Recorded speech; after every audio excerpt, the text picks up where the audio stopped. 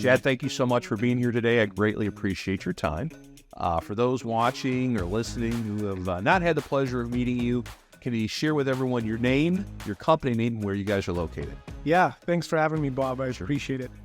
So my name is Chad Brown. I have a plumbing and HVAC company called Brown's Plumbing and Heating in central Canada. So we're just outside of the city of Winnipeg, which if you've ever seen any jokes about Canada, it was probably about Winnipeg. So thanks for having me.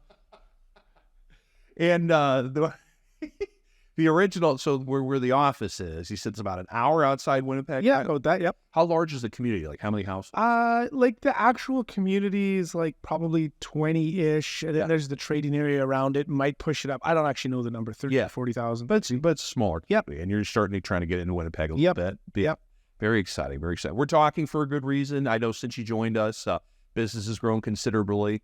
But I want to talk about operations and all the things you guys do to run a good business. But before we do that, I love learning people's business stories. I think it's fascinating. And like in your case, yours is a family business, correct? It is, yeah. Yeah, so I would have what I would call like a family legacy business. And I think there's pros and cons to that. Sure. But yeah, it was started by my grandpa in 1974. My dad and my uncle had joined him, I think, the same year.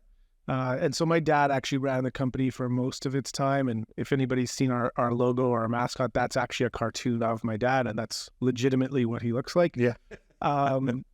And yeah, so I worked there about 15 years and I purchased it from my parents, my wife and I did approximately 5 years ago. What were you, what I bet you've had every role probably imaginable. Yeah. So when I started there was no intent of, me purchasing the business on either side, I don't think, or at least no pressure for sure. Yeah. So I started off kind of doing some dispatching and some sales right from the get-go. And then, it was sort of a natural progression. I took on more leadership and my dad allowed me to have more leadership. Mm-hmm. To kind of, I guess, being the de facto GM after a few years. I don't remember how long exactly. And then we had a conversation ongoing for probably 5 years about me purchasing it. And so it was, we got to talk to the lawyer. Yeah. And then a couple months later, you talk to the lawyer. And then we got to talk to an accountant. So a couple months later, you talk to an accountant. So it was a sort of a long drawn out process. Yeah. But that's okay. We were okay with that. But everyone was ready for that next step. Your dad was ready and you guys were ready. Yeah. And does your wife work in the business? Nope, not on the day-to-day. So I would consider her part of my leadership team. We have every month or every other month, we'll do sort of a strategic planning for the afternoon. And so it's my operations manager, my sales manager, myself, and my wife. And so we'll sit and kind of talk about what are the strengths and weaknesses and what are we doing next. And so she's a part of the big picture. She's here at Expo, but not in the day-to-day. Sure. You did a beautiful job of outlining your leadership team. You made that question easy. So I know that. How about your field and your office teams? How many salespeople or technicians you run in each? Yeah. Oh man, I should have had this number ready for you, Bob. Well, ballpark it. We are like, if you include like service techs and helpers, we're probably 10 or 12 in the field, and we would be 5 in the office, and then we have 2 people. So the sales manager I mentioned, he's actually been my ops manager in the past, but he moved into a sales role. So he's a full-time sales guy. And then I have another guy who's my sort of salesman in waiting. So he does inside sales. He does some outside sales as well. As soon as we can generate enough leads, he'll become a full-time salesperson as well. Right. Very good. Now, are your technicians cross-trained? They do plumbing and heating? I've seen with Canadian members, that's very common, but it's not in the States. That's why I think it's fascinating. Yeah, I agree. I think when I joined SGI, it took a while, but my eyes were open to how those were really 2 separate trades. And yet for us, it's almost without question, you do both. Right. We actually, me and the leadership team, were talking about that a little bit this morning. We value versatility so much. It makes dispatching our technicians and keeping them busy a lot easier. But I think it also has some challenges with, what's the old saying? Master of none. Yeah. Jack of all trades, master of none. You got it. There we go. We swerved into it. Yeah. Right. So it's sometimes there's some issues with that. That's a lot to know. I'm not technical at all. So yeah, well, and sometimes it's not. It's the technical part, but it's also the, we were, as an example, if we have a cross-trained technician and he runs a Roto-Rooter call and we expect him to, offer and upsell a camera and a Bio 1, but he's not doing that every day, it seems to get sort of forgotten a lot easier. Whereas if you can focus and be excellent in one area, I think there's some advantages to that too. Right. For sure. We'll get into more operational stuff in a minute. Sure. I kind of want to talk again. You joined the organization 5 or 6 years ago. You said ballpark or something like that. Like CertainPath? Yeah. CertainPath, SGI at the time. Yeah. What was the genesis of that decision? Yeah, so at the time, I don't know if you guys are doing it now, but at the time you were having your success days in Canada. Mm-hmm. And so we were reached out to cold by one of your lead setters. Yeah. And so we thought we had heard of you, we'd heard of PSI. And so, sure, my dad was familiar with it. So we decided to come out to the Profit Day, and Ray was actually leading it. Yeah. And so, I think we've always been a little bit more like, I don't know if I want to use the word progressive, but forward thinking and trying to be operationally excellent. And so we knew we needed something. We just didn't know exactly what that looked like.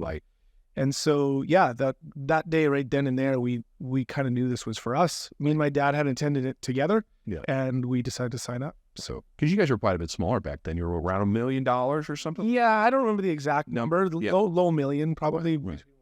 You guys are all wearing the hats, right? You're busy, all running a lot of hours. I'm sure a lot of that was impetus to join. Yeah, just try and get more operationally efficient. Yeah. So, go ahead. Well, it made me think. One of the things that I think I bring that's somewhat unique is I don't really have a trades background myself, and so there's some pros and cons that you talk about being operationally excellent and.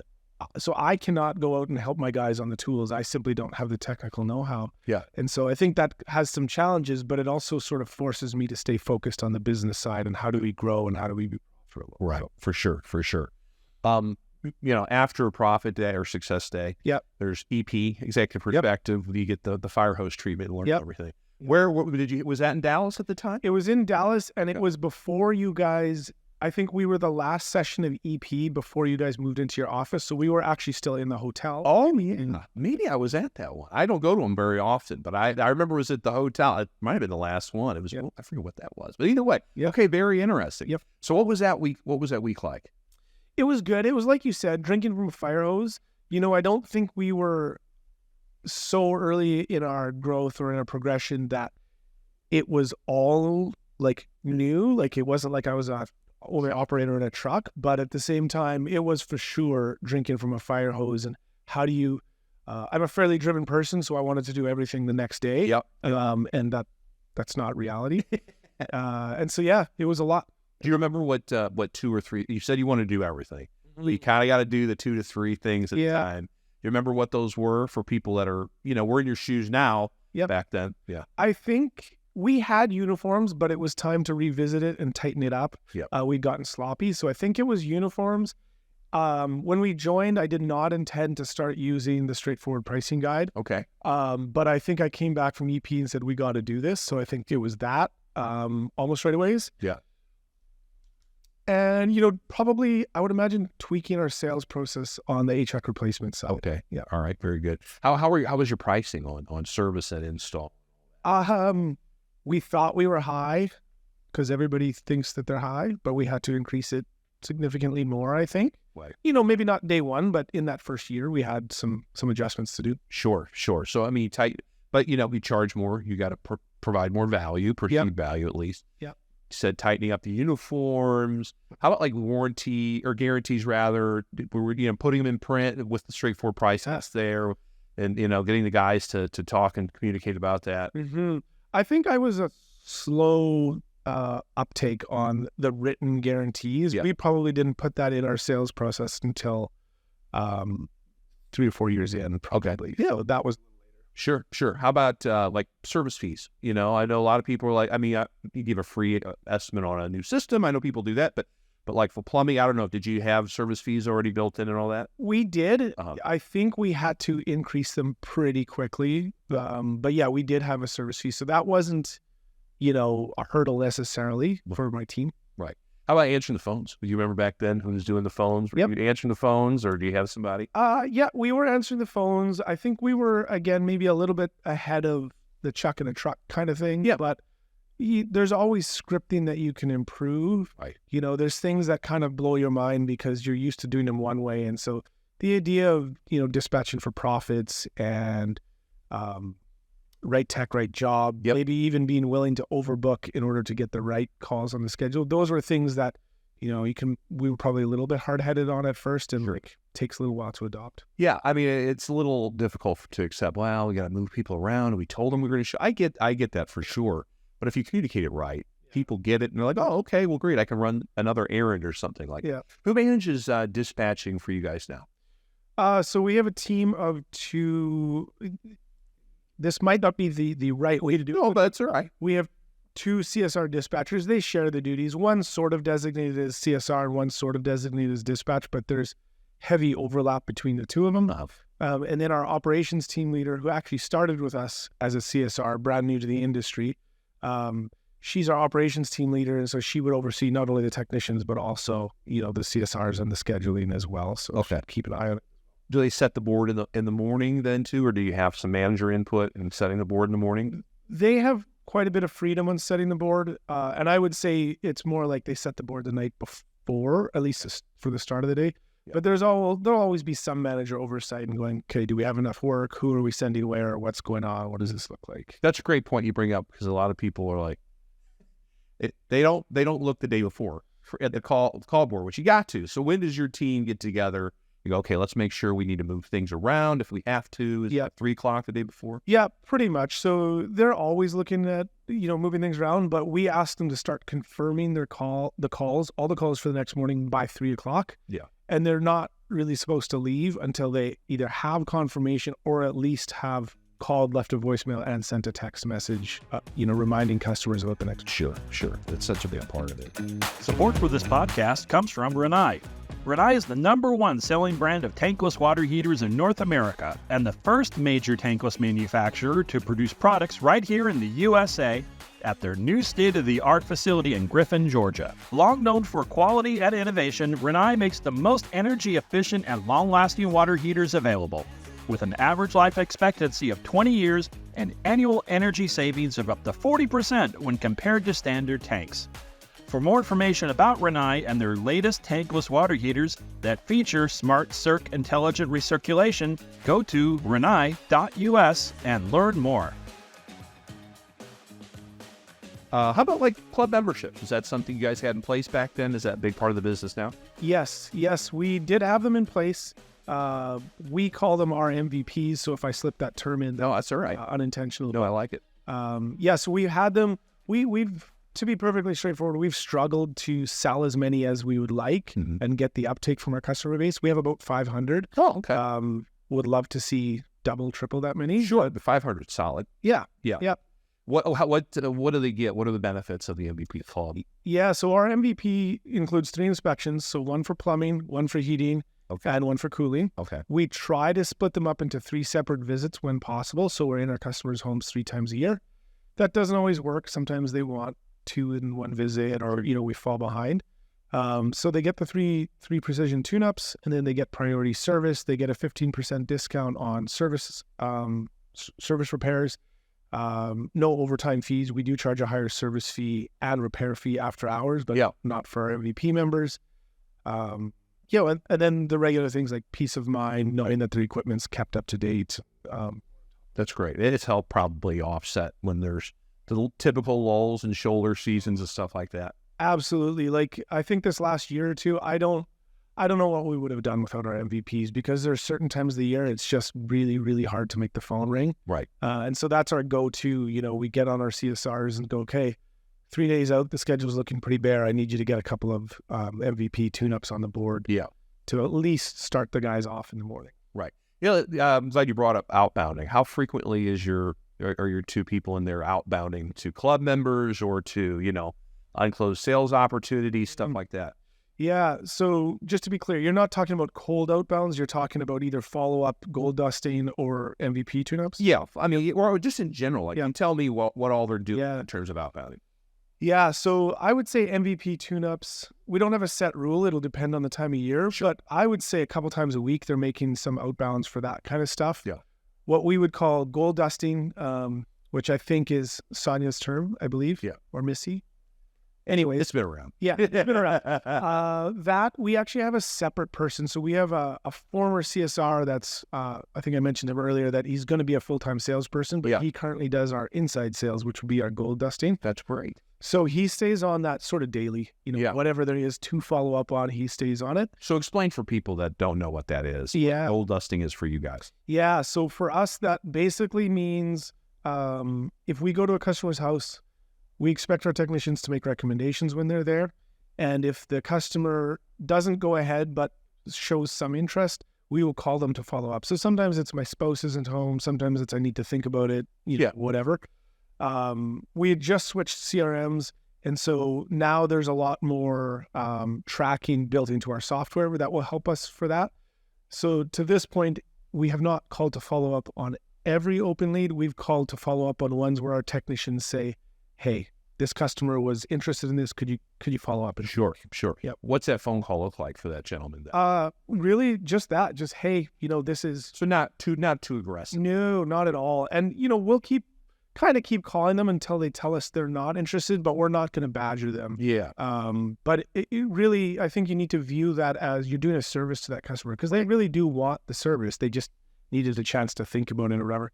And unfortunately, I can't tell you how much revenue we've booked off that, but I know it's significant. Again, there's times of the year where that has allowed us to keep our technicians going throughout the day. Right. Yeah, sometimes people are like, oh, I didn't expect to have to spend that. Right. You just kind of have to wrap your brain around it. And then finally, you know what? It really makes the most sense for the family. How much has financing been a big part? Is that a big tool that you guys utilize? Yeah. We so with the financing company we use, we can finance anything over $1,000, so repairs or replacements. Just getting the team to buy in and understand that they need to always present a payment option. Yeah. Because as soon as you say to a customer, "Would you like financing?" I think sometimes the pride of that customer kicks in. They say, "Oh, I don't need financing." Sure. Yeah, it's been a little bit more challenging lately with interest rates rising. Oh, yeah. For sure. So that kind of leads into an obvious, when you first join, your prices are going up. You're asking guys, so we got to tidy up these uniforms, got to do the shoe covers and mats and this and that. Well, there's also this component of training. You've got to know how to go through the steps of the call. Yep. And do an inspection and communicate the value of that. How have you guys used training in your company? Oh, man. So I think we've always been a proponent of training, but I think I came back from EP going, I can teach my guys this. Yeah. I know this stuff. It's not that I don't know how to do it. And I make my living talking to people, so I don't struggle with the scripting. I can show them, right? So I'll role play with them. And then I would feel like I got to the point where I kind of felt like I was hitting my head against a wall. They didn't seem to get it. And it was frustrating to me because I felt like I'm giving you the answers. Why are you not receiving said answers? Yes. And so, I think I had to come to the conclusion or the realization that sometimes they need to hear it from somebody else. And so, using the CertainPath training, sending our guys to the classes, they hear it from somebody else and they'll come back and go, "Hey, Chad, this is a great idea. We should implement this." And I feel like punching them in the face because I've been telling you this for 5 years. But there's, the old proverb, a prophet is welcome anywhere but in his hometown. And so they need to hear it somewhere else. We tried doing some of it remotely, like on Zoom, because, again, you guys offer that. Yep. And for us being in Canada, the logistics of the flights and the hotels and the exchange rate, it becomes quite expensive to send them to training. And so we tried to avoid it. But again, I think in the last couple of years, I've realized that they really need to hear it from somebody aside from me. Yeah. Now, do you guys still have regular training meetings every week, or they kind of touch base on all this stuff? Yeah. So our meeting cadence is we have like an all hands staff meeting once a week where we'll do a lot of updates. And then we try and do a bit of role playing at the end. So we'll run a call with the CSR having directly and the technician. Again, you kind of are showing my true colors. We don't do it probably as often as we should, but we do that there. And then our technicians have another meeting once a week where they'll sort of alternate between a technical topic, if we've had callbacks or that type of thing, and then some soft skills, like how are we going to present these options or what does that look like? Right. What questions are we going to ask? How did you get your guys to buy in and doing the options? I mean, the inspection of the options is so foreign to a lot of technicians. Like, is it just talking about it consistently and, hey, there's the value of it for the homeowner, just all that kind of stuff? Yeah. I heard a saying that in leadership, people need to hear things 7 times. And so when you've told them once or twice, you got to stop saying, I've already told you twice. You got to start saying only 5 more times. So it's really repetition. I really am a strong believer in explaining why I want things done. So helping them understand this is going to help our business. This is going to help you as technicians make more money. It really is truly is a service to the customer. Right. How dare we go into their homes and not show them what's going on and what they can do about it? Because a lot of times they really don't know. So I think it's helping them understand why, and then a lot of repetition is kind of what it comes down to. Do you frame it as good, better, best, or you just call it 3 options? What do you guys do? Good, better, best. Good, better, best. Yep. And with your unique ability, your technician's unique ability to do, HVAC and plumbing, is there a lot of combination in those options sometimes? There can be. We try and ask them to be cognizant of, if you're working on the sump pump and they haven't mentioned anything about their furnace, don't make your top option replace your furnace. It comes off as too salesy, but we do try to encourage them, ask a lot of questions. The more conversation you can have, now you've really earned the right to make that recommendation and potentially talk about a furnace or potentially talk about, another piece of equipment if you've had the appropriate conversation before. You also asked before about how do we get them to present options. I think part of my role in leadership too is we have to, as I mentioned, show them why, repeat our message, but then hold some accountability. Right. So, we do ask it on our debrief, what were your options? And then we'll have one-on-ones with our technicians too and go like, how have the options been going? What does that look like? And so they need to know too that we didn't just ask them to do what we expect them to do, and we'll be following. How frequent do you do the one? With our field staff, it's once a month. Okay. That's great. And who manages that? My operations team leader. Okay. That's fantastic. It's just simple check-in. This is what we expected you to do. Yep. So we have this format that we follow that I took from a different organization, but it's called goal setting and review. So it's going to be kind of like hey, how are you? How's the family? What's going on? How are you feeling? And then it's going to be reviewing your numbers, whatever KPIs we set out from last month. And then it'll be setting some new goals. So what revenue do you want to hit this month? How many club memberships do you want to sell this month? And let them speak into it. So hopefully they'll take a little more ownership of those goals. Is compensation tied to that? There is some spiffs. Yeah, some spiffs and some bonuses. Yep. Okay, very good. You've grown considerably since you started with us. It means you've added technicians, I'm sure, apprentices.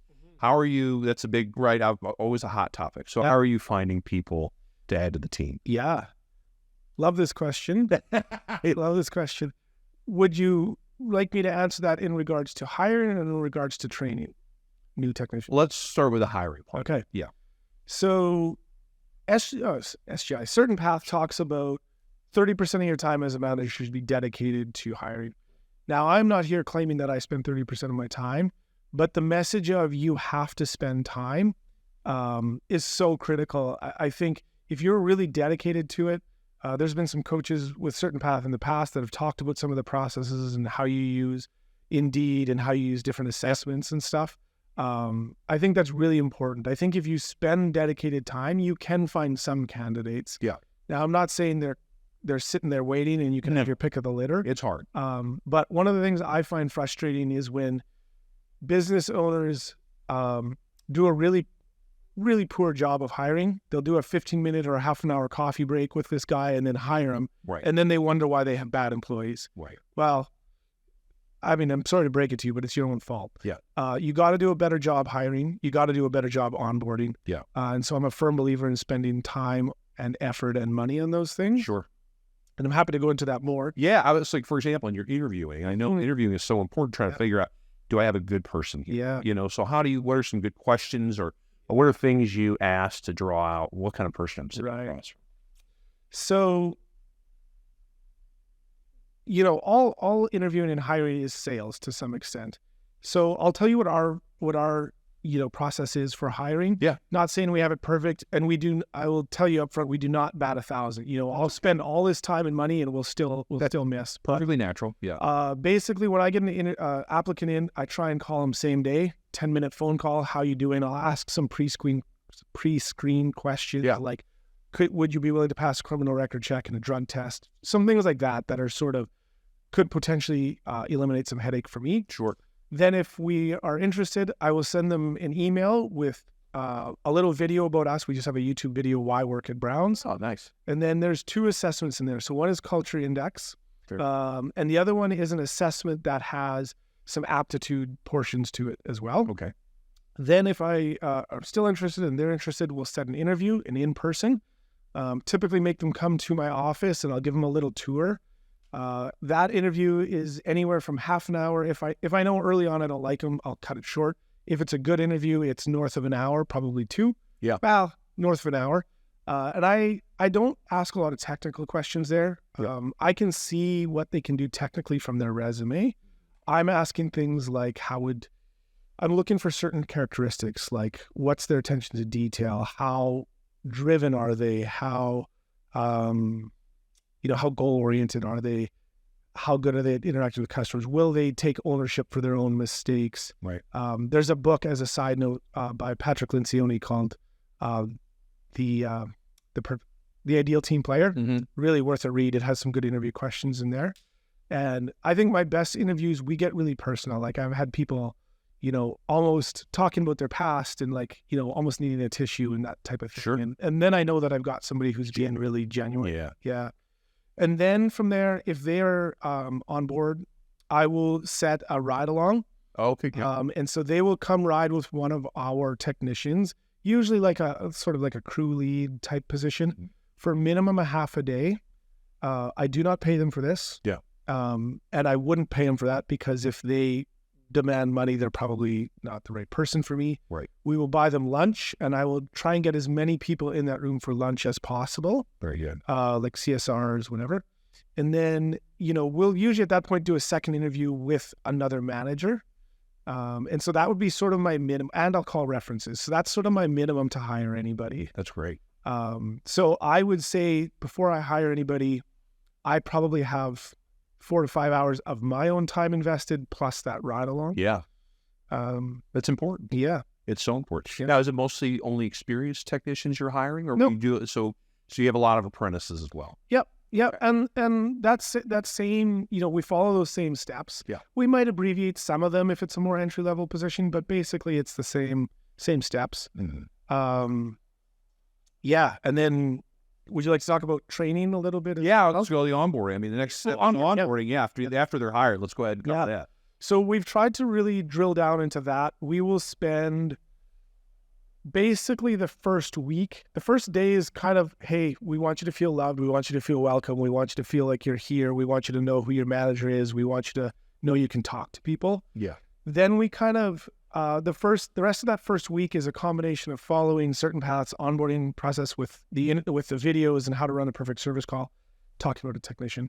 And then they will spend a half a day riding along, sitting along with our CSRs. Yeah. They will spend a half a day with our warehouse person. They'll spend a half a day with our bookkeeper. That's great. Then the second week, kind of as a minimum, they would be riding along with somebody else while we try and get at least a few role plays in with them through the week. Yeah. So minimum 2 weeks would be that onboarding before we would let them run a call on their own. A lot of times that might be a little bit longer.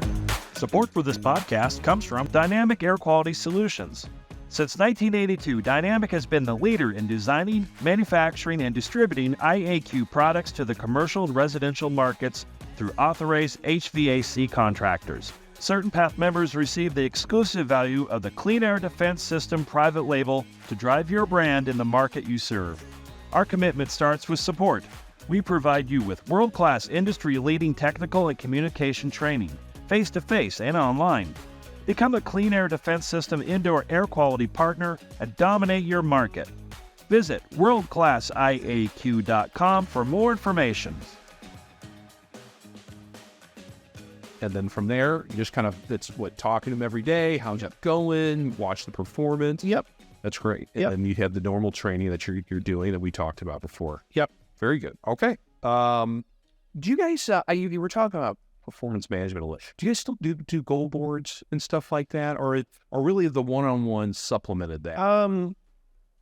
I would say we have not been doing goal boards, but not because I don't want to. It's sort of probably a longer story than is really interesting to talk about. But basically, it comes down to we need to complete our software changeover. Okay. And then I want to have goal boards up and still keep that in front of me. That's interesting. I've talked to some members now that are going, well, it's been a demotivator, and now we're doing one-on-one goals. So I didn't know if maybe that was something that, with a newer generation of technicians, it's become a topic that I didn't even think would be a topic, but here we are. Yeah. That's interesting. In terms of the numbers, we haven't talked about the numbers, but obviously that's a huge part of the business. Making sure you're hitting the right gross margins, so ultimately the net profit is there. How are you watching that? I know you're switching softwares over, so that's probably offering some challenges and stuff like that. But how frequently, once you get it set up, are you keeping an eye on your gross margin and materials and labor and all that good stuff? Yeah, so up until now, I could only truly look at revenue numbers daily, but gross margin and net profit really at the end of the month. Yeah. I'm hoping that we get that a little better dialed in with some of our job costing and stuff with the new software. But I do have sort of a once a month intensive. So my bookkeeper, I expect her to have the month closed and completed by between the 8th and the 10th. And around the 10th, we are setting aside an afternoon to go over the numbers. And so, there's several different spreadsheets we use and stuff, but basically we're looking at gross margin by department. Yeah.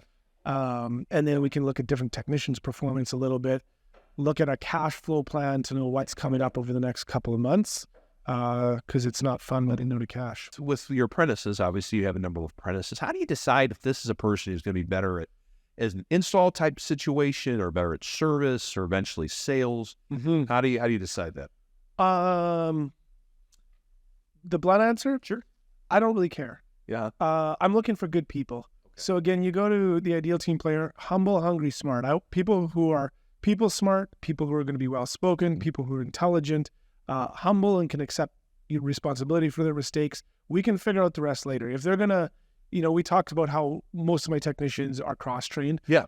But they'll still have a strength. So whether these new apprentices are going to kind of take the plumbing path, the HVAC path, the install path, it doesn't really matter. I want A players in my organization.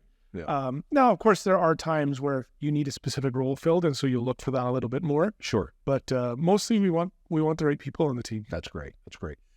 We talked about your management team early on. How frequent are you guys talking and conversing? I think you mentioned there's a strategy meeting once a month. Yep. Is it once a week? Are you guys getting together going over, calls and stuff like that? Yeah. So our meeting cadence on that front is my direct reports, which is my ops manager, my sales manager, one other this inside salesperson. I meet with them weekly. So we will do like a goal setting and review with them. So I'm going to go over that with them. What are their main objectives for the week? What does their calendar look like? I'm a big believer in block scheduling and using, your Google Calendar. So we look at their calendars together and look what that's going to look like for this upcoming week. So that's a one-on-one. And then we also try and have, with me, the ops manager and the sales manager, once a week, we'll try and do a weekly check-in as well, Friday. So what went well, what didn't go well, what's our gross margin, what are some opportunities for improvement this week? That's great. I feel like a big part of my role is facilitating good communication. Yeah. My people in general like each other and they're happy to talk, but they wouldn't carve out the time if it wasn't for me. And so we need to facilitate those conversations. This is so important. Stay in touch. Yeah, for sure. I want to talk about kind of like leadership and culture. You said humble, hungry, smart. Do you guys have other core values that you kind of abide by or help run the company by? Yeah. So our sort of not vision, but value statement would be, we want to be loyal team players that you'd be comfortable sending into your own grandmother's house. Oh, that's great. So the three traits there are loyalty, team player, and somebody that you'd send into your grandmother's house. And that last one I really love because I find it paints a really vivid picture for most people. It's not always exactly the same picture, but it really covers, our uniforms, manners, honesty, integrity, working hard, technical know-how, all these types of things. So those are the traits that we're looking for. I think it was Brandon Jones used to say, we want OKG. So we want our kind of guy, our kind of gal, right? Yeah. We don't have to be best friends, but we should be able to get along and have some common thoughts and threads and values in life. I don't believe that there is two Bobs. I don't believe there is work Bob and home Bob. When I hire somebody, you're hiring the entire person. So you really want to look at who is that person as a whole. Right. How did you build that value statement? Was it just you're like, hey, we came back from an expo or you read a book, you're like, I need to sit down and figure out what I want my business to be? That one we worked with a local company to help us build those values and flesh them out. And then, so we just did that with a local company a couple years ago. How frequently are you communicating and bringing that up to the team so that's just, it's top of mind, right? Because it's easy to get stuck in the day-to-day. Yeah, I would say not often enough.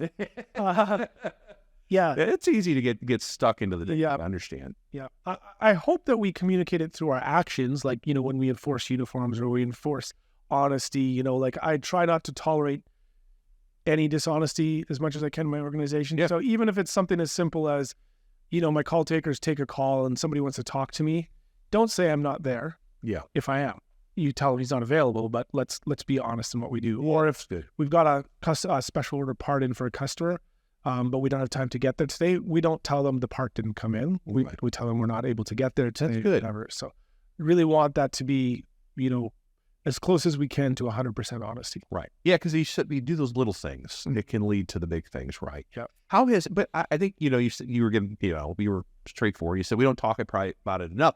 But you've done a great job, I think, and it sounds like your hiring process to make sure people meet those. So, I mean, that's a big part of the business right there. Yep. How has turnover been since you kind of have this new process? Has it slowed down some, or is it still kind of something you're struggling with? You're hitting on some really good topics here, Bob. We've had some turnover over the last year and a half, more than I'd really like because turnover is expensive. But I also think that people hold up retention as this holy grail, right? That they should have 0% turnover.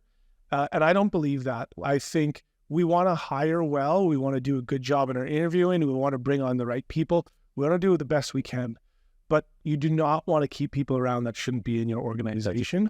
Yes. So have we had some turnover? Yes. Has it been a little more than I'd like? Yes. But I also don't think 100% retention is what we're aiming for. No, that's a good point. Yeah. I mean, there's some people, if you have all the processes in place, right? And then you've done as best a job as you can to identify good players, but sometimes you don't know until they're there. Right. So the goal is to make sure it's not a giant percentage of that turnover. Yep. Just kind of in wrapping up, you've mentioned some of the tools that you've used with us and CertainPath. In general, we get a lot of people watch lists that are not members. They're just looking for nuggets because they're either struggling or they just want to get better. What's CertainPath been, or how has it been a part of your business? How has it affected your business? I think probably like a lot of people, I have a certain level of pride, and I really would love to say that I would be where I am without an organization like CertainPath. But the reality is, I don't think I would be, and certainly not in the time frame. What an organization like CertainPath does is it allows you to shrink some of those time frames. Things that you would have to figure out for yourself and would take a decade, you can now come to an expo and talk with somebody else, and you don't have to learn it. If you're willing to be a little bit humble and listen, you can pick that up in a conversation. And so that sort of leads me to, as much as I value the resources that CertainPath gives me, the coaching, I would say maybe more than anything else, I value the relationships with the other members, because entrepreneurship and business ownership are a lonely road, and you can sit and talk to family or friends, and it's not that they don't care, they do, but they don't get it. Right. And so when I can meet with my tag group that I have within SGI, and I go, hey, this was a really hard week, like legitimately, like I struggled with cash flow. I had an employee quit and, whatever. They go, that happened to me last week. I get you. Yeah. And there's just a different level of understanding. And further to that, you can also go, okay, what did you do to solve this problem? What's some of the steps? How can I shorten my learning curve? Why do I have to spend the next decade learning something that I can learn from somebody else. Yeah, for people that are watching or listening and don't know, we do have these tag groups. You guys get together monthly? Yeah, monthly. And you each talk about the good and the bad, and you can get some wisdom from one another to really kind of help smooth those bumps out faster, right? So that's great. Let's kind of wrapping up. What's your business going to look like the next 5 to 10 years? What are you thinking? Yeah. 2 years ago, I set a goal of being at 10 million revenue, which was about 5x for us. Yeah. We're a little bit behind this year on our growth. So I don't know if we'll hit it, but I'd rather set a big goal and miss it a little bit rather than set no goal. Yeah. So I hope to grow the business significantly because I am competitive and I am driven. But more than that, I really feel like my mission and my calling in life is leadership, people development. And so I want to grow the business so that it can be relatively self-sufficient and I can do some other things. And I don't know exactly what that looks like, but if I can go help other businesses or churches or people or do some coaching or I don't know. Yeah. But I know that I want to grow it and find another challenge. Yeah. That's fun. Yeah. You like connecting with people. Yeah. That's what you enjoy. So, yeah. Well, good stuff. Well, Ted, thank you so much for all your time today. I really appreciate the conversation and best of luck to you in the journey. Thank you, Bob. Support for this podcast comes from Minuteman Press to Pair. Minuteman Press to Pair is your preferred print and marketing service provider, helping CertainPath members grow their business since 2001. Through their knowledge and experience with the programs, you will receive a fast turnaround and satisfaction guarantee on price guides, inspection forms, club materials, and much more. In addition to specializing in your proprietary tools, Minuteman Press to Pair also provides custom design services, templates, and a wide range of promotional items to help you market your residential business. Like you, they are committed to your success. Minuteman Press to Pair is the only Minuteman location affiliated with the CertainPath Partner Network, providing member rebates and discounts. Contact Denise today for more information at 877-203-4769. The Successful Contractor Podcast is part of the CertainPath family. CertainPath builds successful home service businesses and has for 23 years. We do it by providing contractors with a proven path to success, professional coaching, software solutions, and a member community of over 1,000 contractors just like you. Doubling your sales with a 20% net profit and an inspiring company culture is all possible. Let us show you the way. With CertainPath, success is made certain. Visit www.mycertainpath.com for more information.